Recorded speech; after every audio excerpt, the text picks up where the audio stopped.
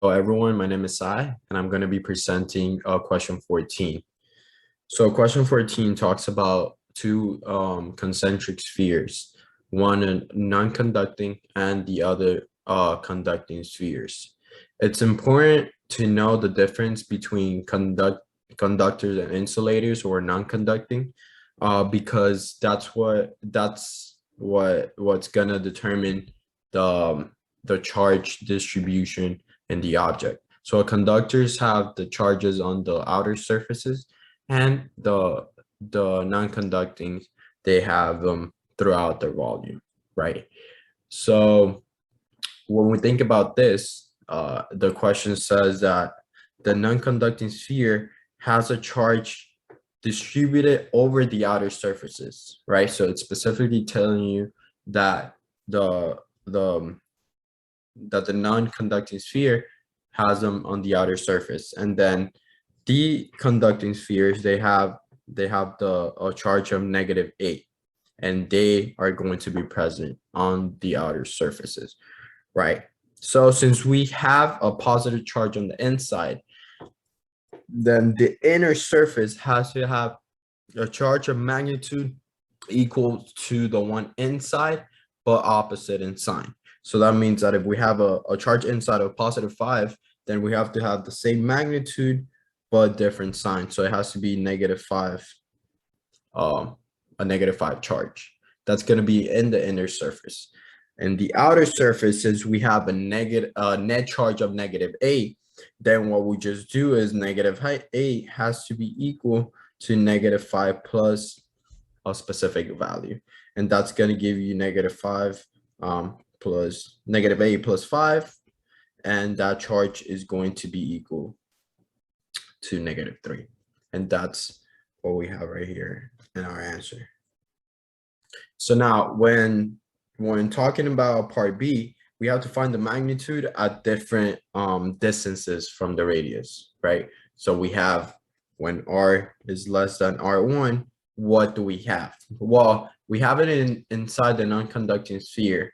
And the problem is giving us that the charge is actually uniformly distributed over the outer surface. When we have that, then we have an electric field equal to 0 because all the charges are going to create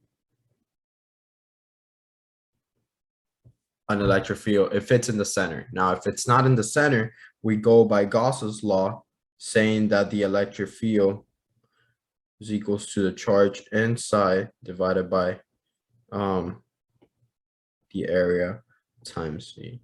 And we know that the charge inside would be 0, so the electric field inside has to be 0. Now, for the second one, that will be a radius in between R1 and R2, so the Gaussian surface would be around here. To find that one, we use Gauss's law, and we say that E times the area is equals to the Qn divided by the constant. So we're trying to find the electric field. We know the area, and then the charge inside.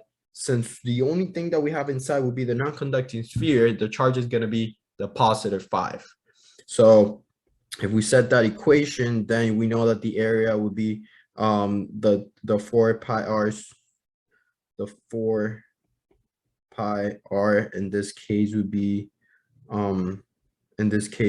r defined by the 15 centimeters or the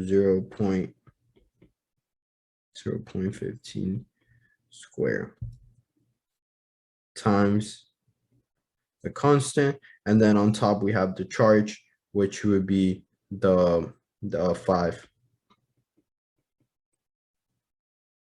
In this case, -6. And if we solve that, then we're going to get 2.0 times 10 to the 6. So that will be the electric field for that area. Now, for the area, think about it now, the area between R2 and R3. We already mentioned that it's a conducting sphere, the one outside. So that automatically tells you that the charge is going to be distributed on the outer or inner surface.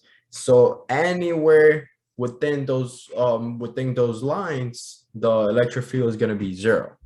Okay, so we have that the electric field here will be 0.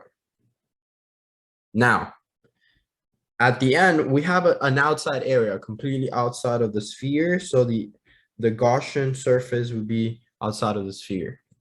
In this case, what's changing from the one that we already did will be the charge inside. And now the charge inside is going to be the net charge of the non-conducting and the conducting spheres. So if we have the net charge, it's just going to be the +5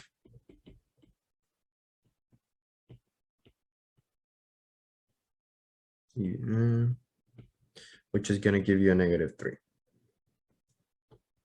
And then if we plug it into our equation,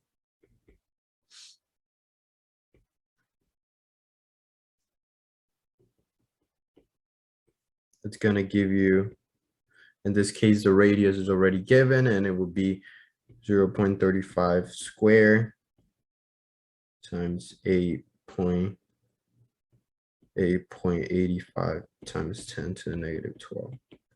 That's going to give you -2.2 times 10 to the 5th. And that's how you answer the question.